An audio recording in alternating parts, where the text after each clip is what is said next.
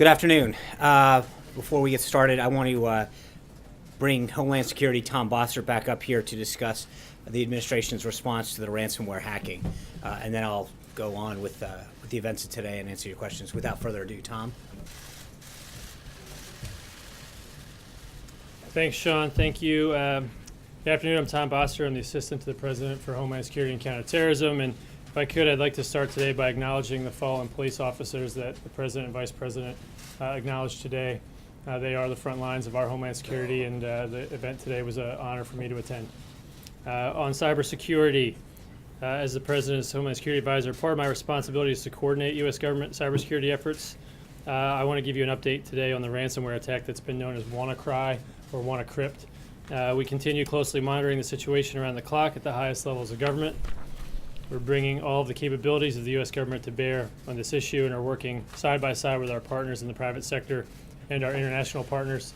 I spoke moments ago with my counterpart in Great Britain and learned an update from them that they have a feeling of control over this ransomware event, and that as their affected computers seem to have been tied to the fact that their healthcare system is so large and networked. They are painfully aware, though, of the fact that this is a global attack, as are we.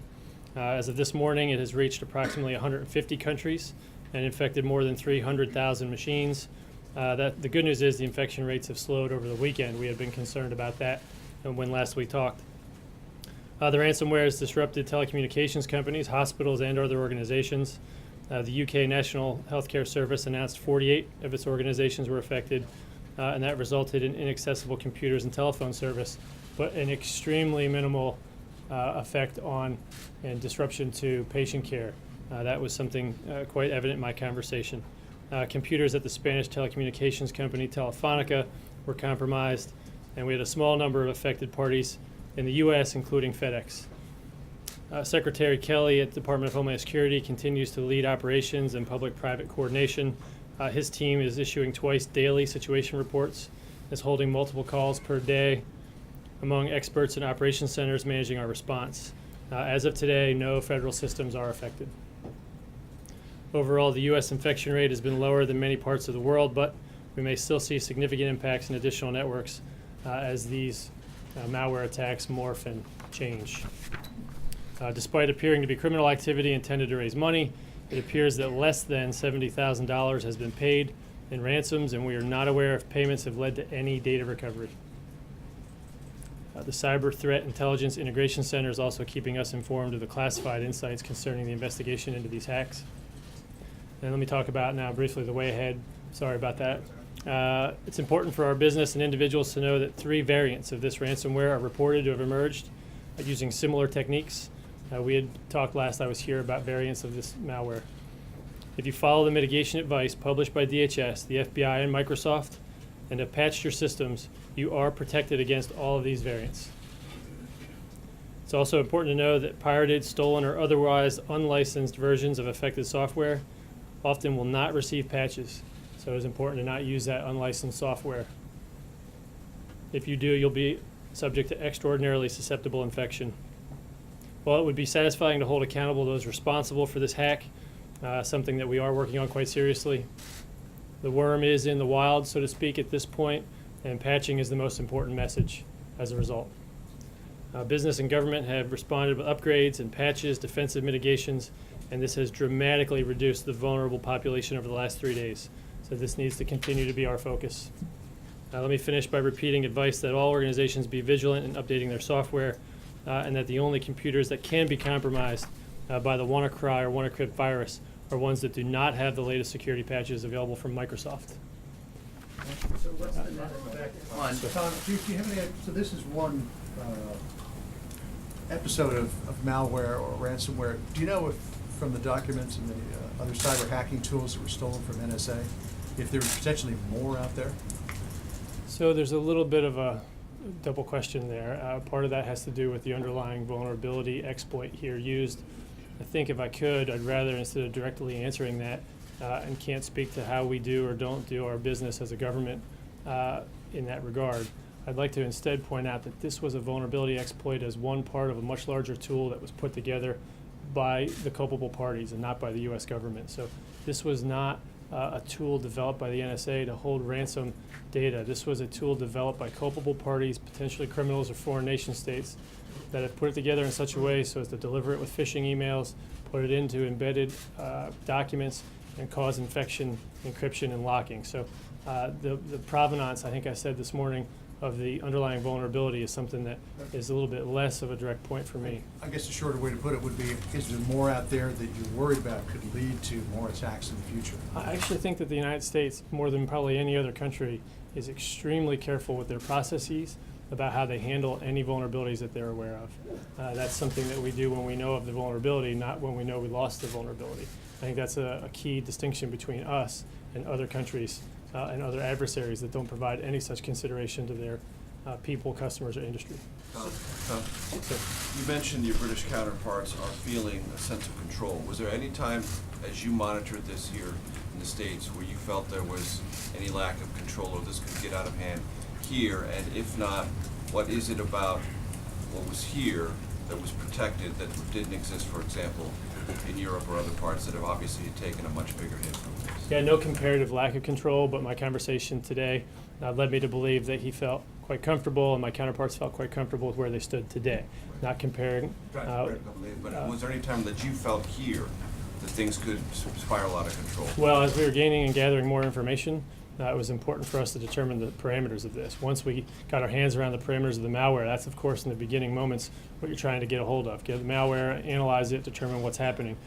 In that time frame, you don't feel entirely in control, but you're searching for information. Once we got it and realized what the situation was, we realized there were patches available and had been available since March, and so from that point, operations centers and communications become the key, and they're imperative to how we handle this response. And from the British perspective, I thought it was important to pass along from them 2 points.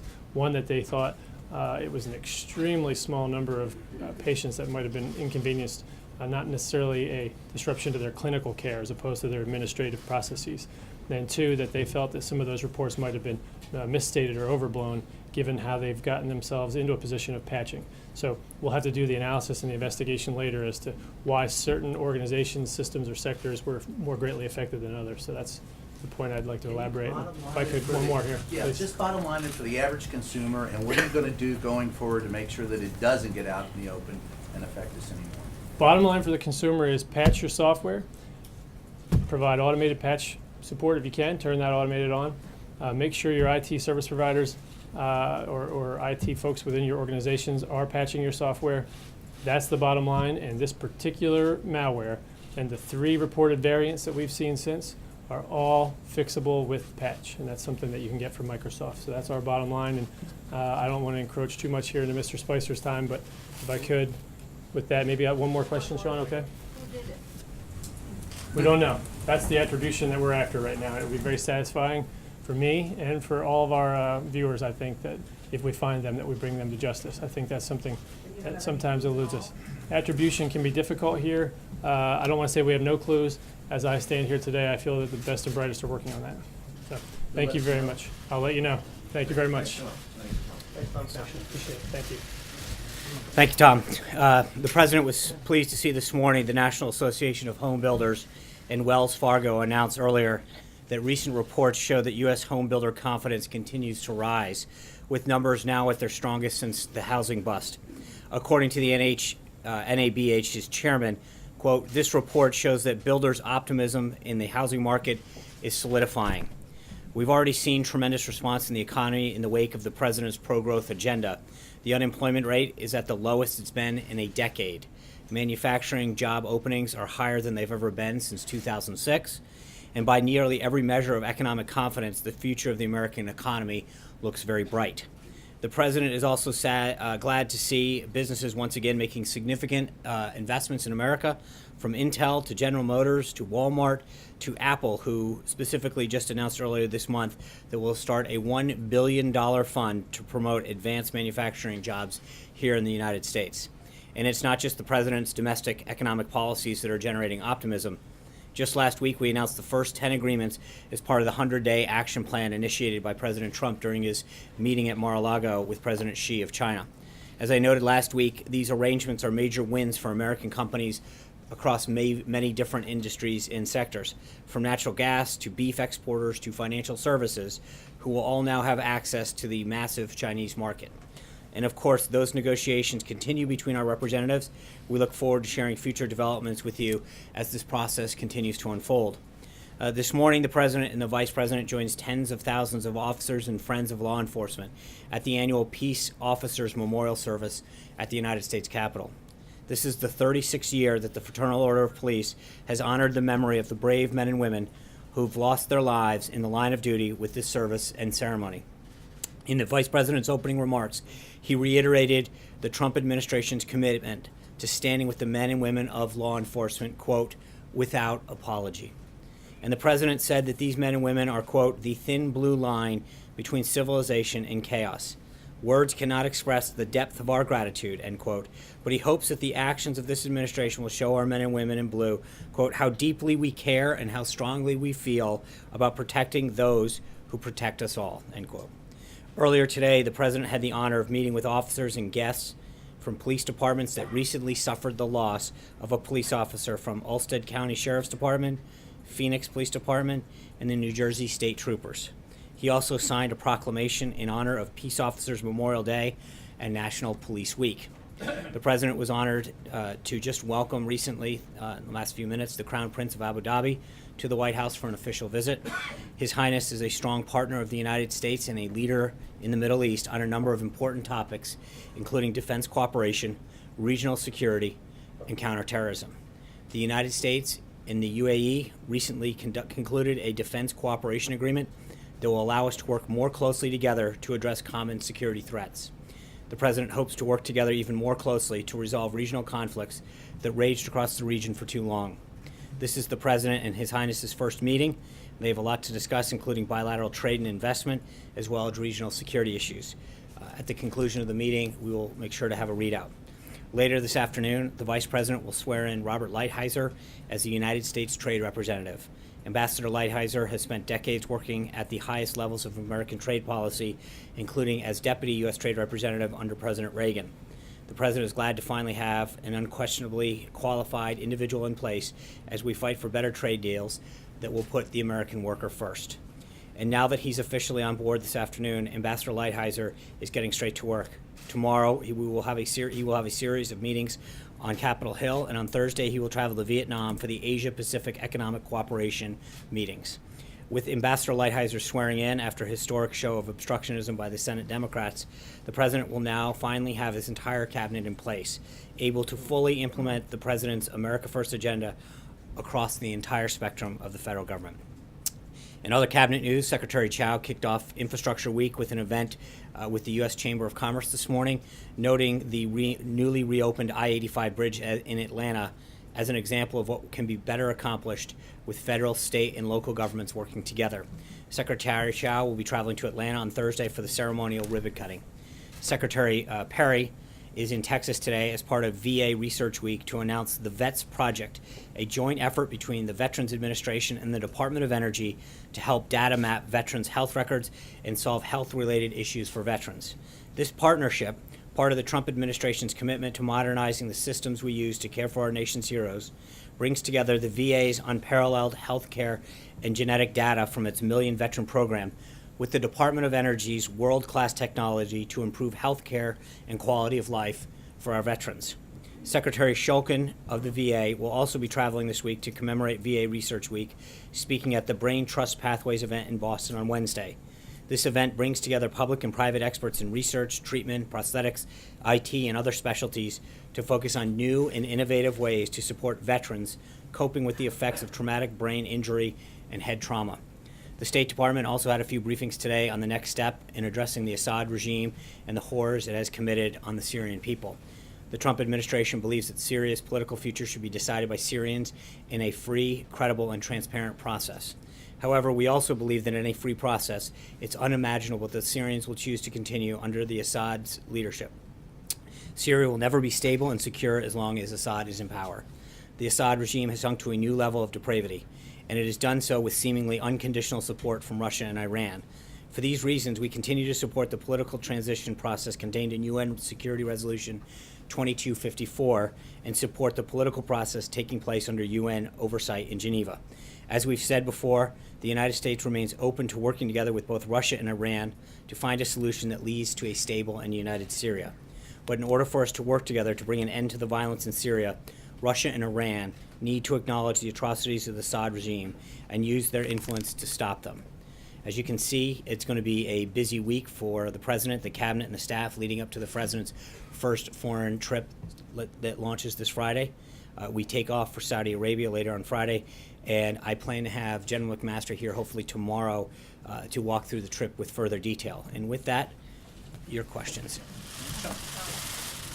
Thank you, Sean. Just in China, NSC Senior Director Pottinger say the U.S. is forming a Belt and Road working group and say the U.S. company have much to offer. So what's the perspective of the U.S. future collaboration in this Belt and Road initiative? Yeah, as I mentioned with respect to the 100-day plan, I think there's a lot of areas that we are going to continue to work with China to develop a way forward. I think the relationship that the President established with President Xi down in Mar-a-Lago is continuing to pay dividends for our country. And whether it's this policy or trade or market access, we're going to continue to see all of those individuals from the President's cabinet that were down in Mar-a-Lago continue to work with their counterparts in China to find a path forward. John. Sean, a couple of topics, but first of all, back on what you said about Syria. Is the official policy of this administration now regime change in Syria? I think I've made it very clear what our policy is and continues to be. Over the weekend, a lot of complaints from Democrats about the Comey replacement process. First of all, that Jeff Sessions is leading the search. A lot of Democrats think that because he recused himself from the Russia investigation, he should not be in that position.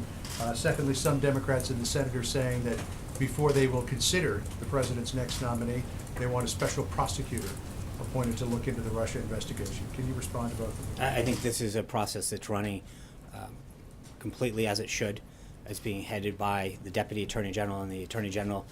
As we've noted in the past, the FBI Director reports to the Deputy Attorney General. They continue to move through a series of highly qualified candidates, and it's, obviously this is a huge priority for the President to make sure that we have someone that has the ability to administer the proper leadership to the FBI. Say that on the special prosecutor? I think there's frankly no need for a special prosecutor. We've discussed this before. You have two Senate committees that are looking into this. The FBI is conducting their own review. And I think if you even look at what Acting Director McCabe said last week, he made it very clear that they have the resources that they need and that the work continues. But the bottom line is, again, I think part of it is there's a difference between what we've talked about in that, and it's been made very clear that there's been, with respect to the President himself, both Senator Schumer, Senator Feinstein, Senator Manchin, and everyone else who've been briefed on this have been very clear that there was no collusion with respect to the President himself and no investigation there. Blake. Thank you. Let me pick up what Mr. Foster left off about this ransomware attack. In the short term, a short-term question and a long-term question. In the short term, is it the advice of the administration, should somebody have their computer system infected, not to pay the ransom?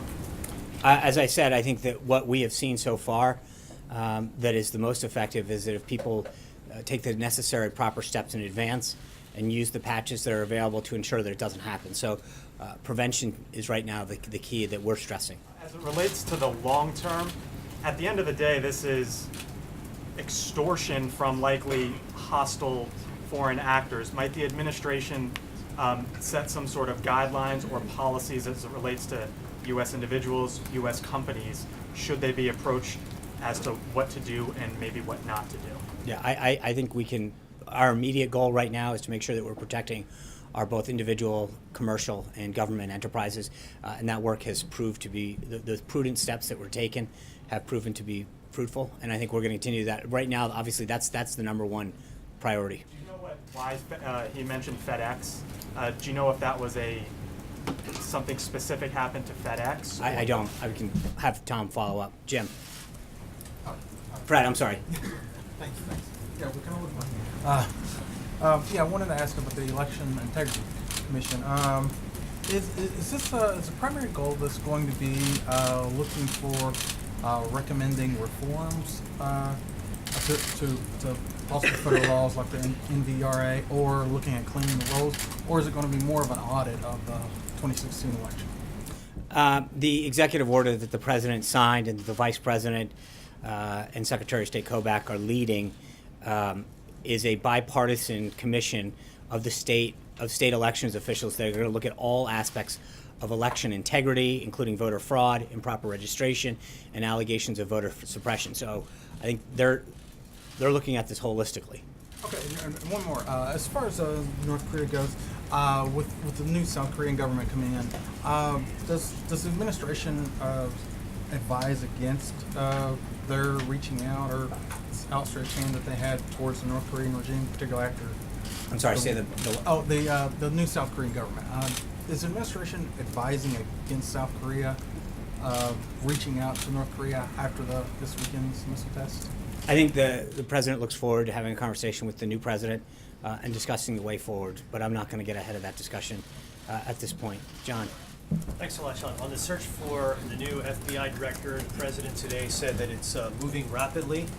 One name that was put forward over the course of the past 24 hours by the Senate Majority Leader is that of Merrick Garland. Is that a name that the president would possibly consider in the move to name a new FBI director?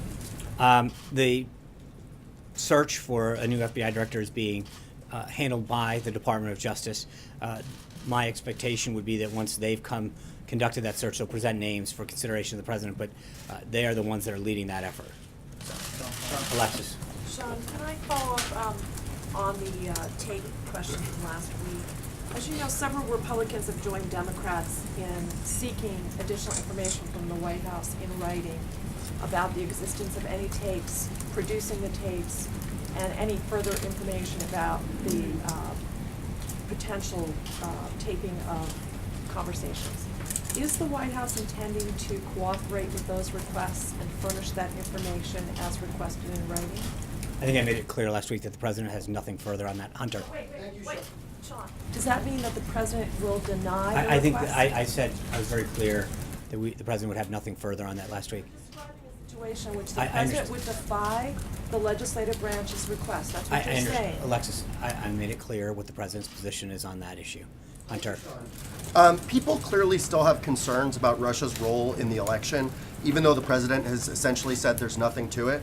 If there is nothing to hide, why not back a special prosecutor or independent commission just to settle it beyond any doubt?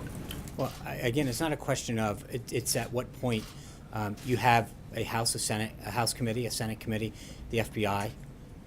I don't know why you need additional resources when you already have 3 entities. Well, we saw polling this weekend from NBC News and I the Wall understand Street that, Journal. but that's 80% of people want this, and they don't have confidence in right. Congress. With all due respect, I think the bottom line is you have 3 entities already looking into this matter. I think the president's position has been very clear that there's 2 issues at hand. One is the involvement of Russia potentially in with respect to an election, and then the president's involvement. The FBI director and others have made it very clear that the president's not a subject of anything. I think we have plenty of entities looking into that. Trey. Sean, 2 questions for you. On North Korea, is there a new sense of urgency for President Trump to act following the successful ballistic missile test over the weekend? I think there's no question that North Korea continues to threaten the United States, our allies, Japan, South Korea, and its neighbors, including both China and Russia. I think we are calling on all of those folks in the region, particularly China and Russia, to do everything they can in terms of sanctions to help resolve the situation and bring stability to the peninsula. On a quick domestic issue, what characteristics is President Trump looking for in an FBI director? I think obviously he wants someone with high integrity and the leadership skills to lead the entity, but I have not specifically discussed the qualities with him. Richard. Thank you, Sean. 2 questions. First one, you told us over and over that for NAFTA we were waiting for Lighthouse, or Robert Lighthouse, as we confirmed now is going to be sworn in. Can you give us a better idea on the pace of the renegotiation of NAFTA now that we have a trade representative? Well, I think I'd have to check this calendar, but I think we've got an hour or 2 before he's actually sworn in, so you may want to give him a little bit of time. Can we say, like, Sorry. I don't, because until he's sworn in and assumes positions, as I mentioned, he's going to immediately go up to Capitol Hill and then off to APEC in Vietnam. So I'm sure we'll get around to it, but right now, we still need to just go through the process of getting him sworn in. Jim? And just last week, quickly, H.R. McMaster touched the topic, but when the president will be with NATO allies, is he going to ask for a larger, bigger involvement in Afghanistan with troops on the ground from the members? I'm not going to get into what he will say or will not say. It's he'll have an opportunity to make his position very clear when he goes and visit. Allies with soldiers on the I think ground? he hasn't even. I don't think. We haven't announced the Afghan strategy yet. I think he's been very clear with respect to NATO. There's two issues. One is he'd like to see a greater effort placed on counterterrorism and on combating terrorism, and two is to see more of the countries live up to their financial obligation that they agreed to. Jim, sorry. Thank you, Sean. A two-part question. Is President Trump still committed to his 15% corporate tax rate?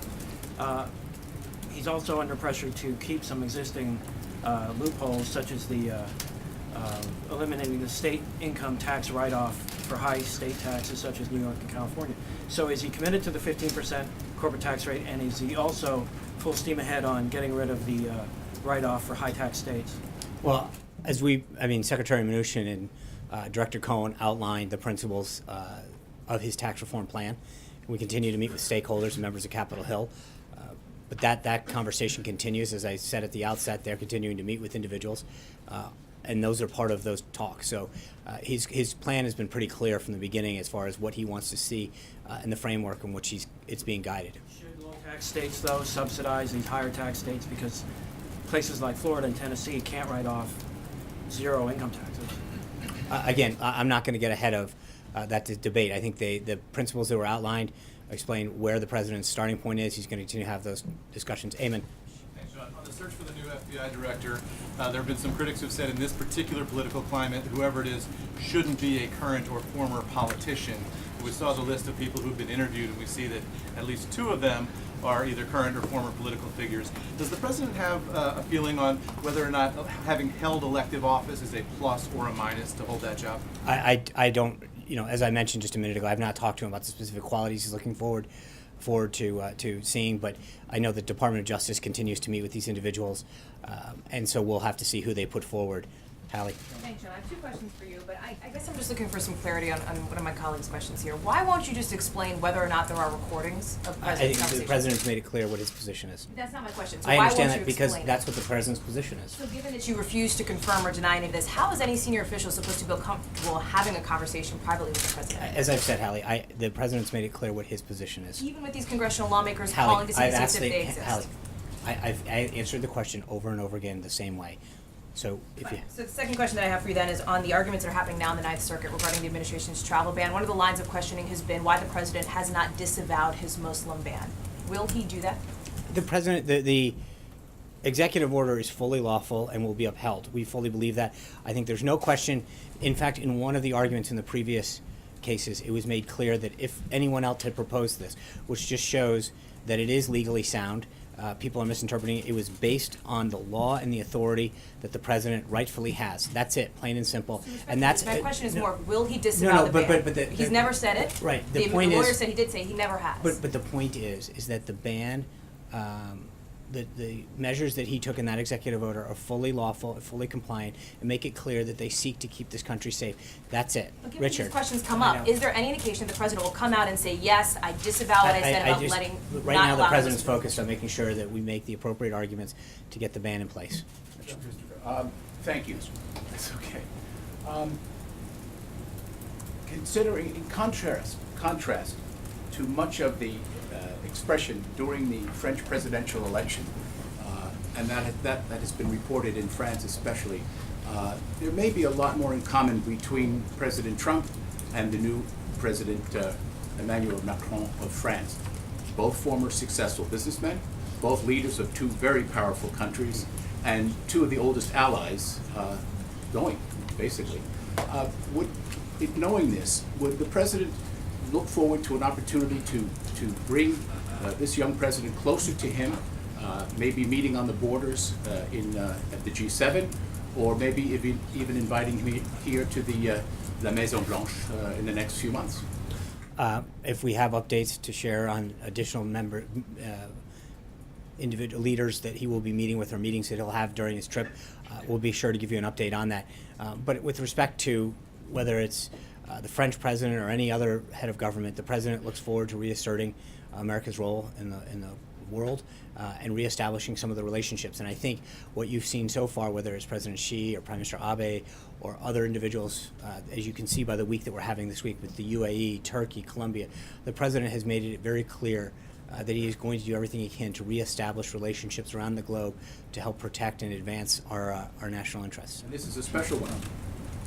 There are also, I mean, The look, oldest one. I agree. Before we There- were there- right. Republican. I understand. There is a lot of relationships that the president wants to strengthen for the good of this country. John. Thank you, Sean. Two brief questions. First, there are reports, and it may be confirmed by now, that Mrs. Callista Gingrich will be the third woman to be U.S. ambassador to the Holy See. Official? Nothing's official until it's announced. Has her name been vetted with the Vatican? I'm not going to. That's a nice back try, but I'm not going to. The answer is we have no personnel announcements. The other question is not related to personnel, but process with the FBI director.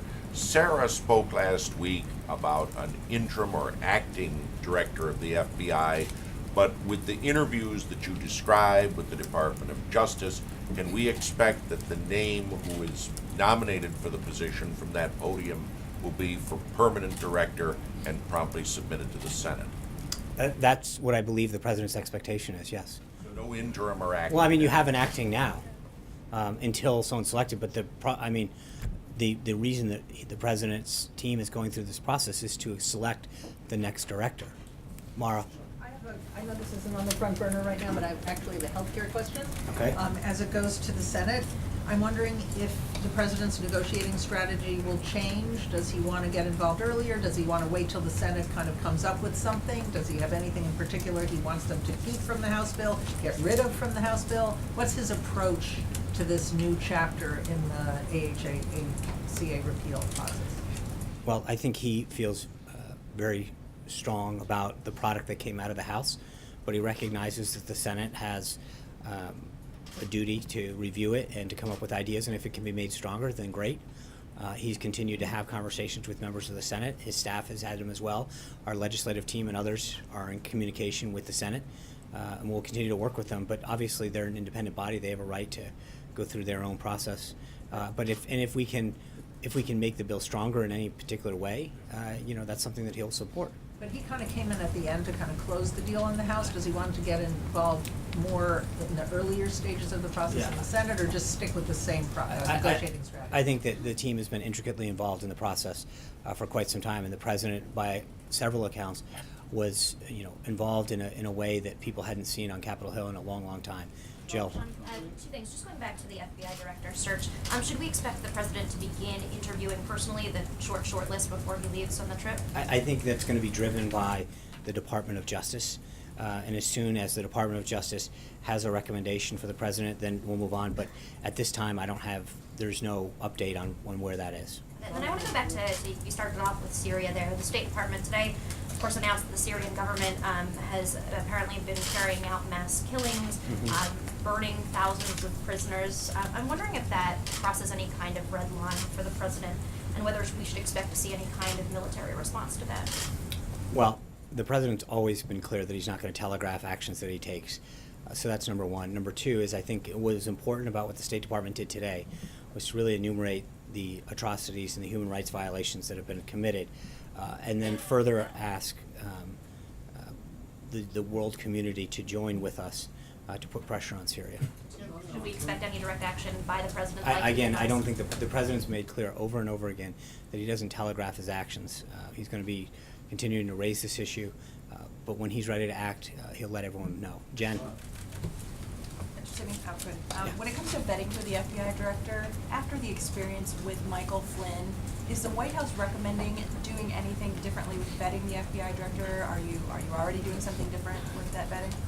I'm not going to get into internal processes that exist, but obviously, you'd have the full resources of the FBI. So I'm not going to get into how that process is handled. It's a good idea to change things? I'm not going to get into the processes of how that's being done. Sean? Yeah. Okay.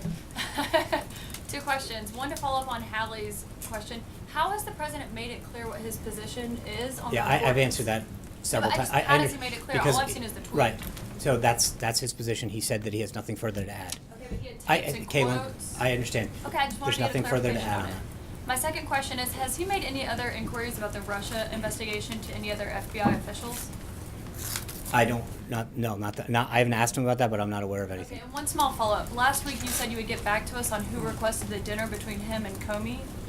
I still, I apologize, I will follow up on that today. I think one of the things that's important with respect to that, just to clear something up, I think that there was clearly bipartisan support that Jim Comey wasn't up to the job.